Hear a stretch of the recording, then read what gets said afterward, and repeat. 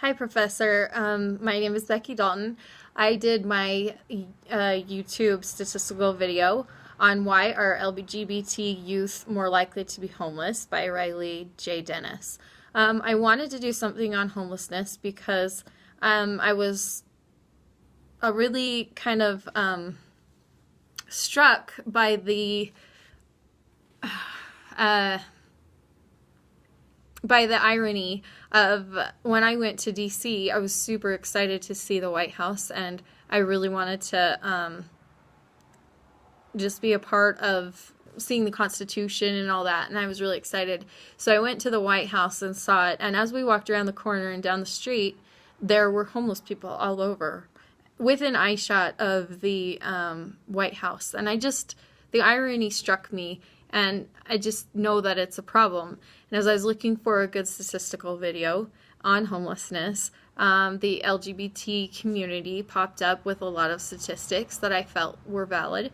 Of course, they had an agenda. It was an advocacy video for the LGBT community, so there was a lot of persuasive data there.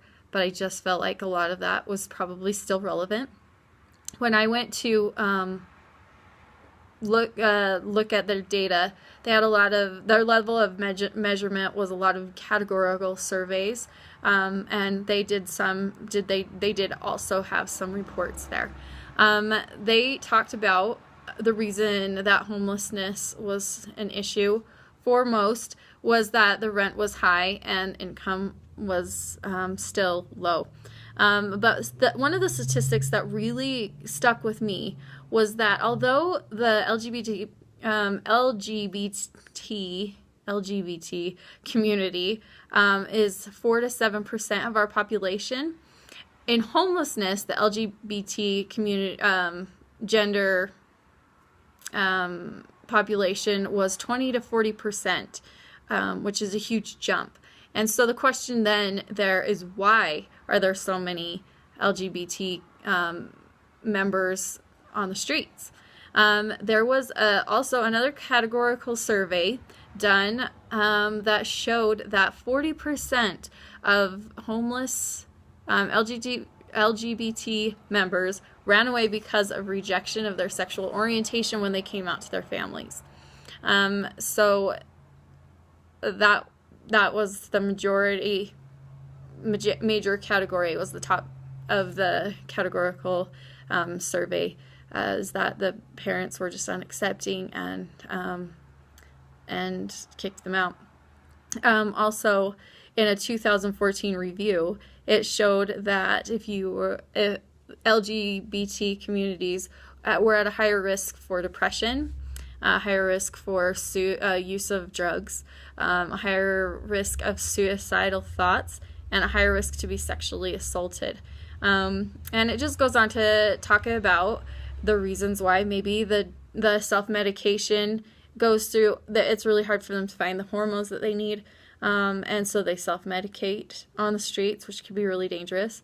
Also, it talked about how the shelters are divided into genders, and so if they don't feel like they can get into the shelter that they identify with, or if they just go with what they were biologically born as, that they would not be accepted, and so that was a major risk for them as well.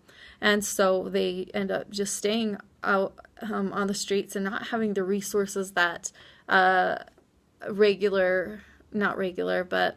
non-LGBT people are able to have access to. So why was that? There was a report done by Palette Fund, True Colors Fund, and Williams Institute that identified the lack of funding from the government. And it's not that the government didn't give them funding, but it was given to shelters like the Salvation Army that aren't sensitive to those issues for that community. So it also talked about, after giving the data and seeing that it was a problem, where does it begin? Obviously it begins in the home, and culturally, if this is still accepted or if it's just on the surface acceptance. and being more educated in the home, and being able to educate parents on the dangers that can be caused when they have a child that is an LGBT member. So that is my video, and have a good day.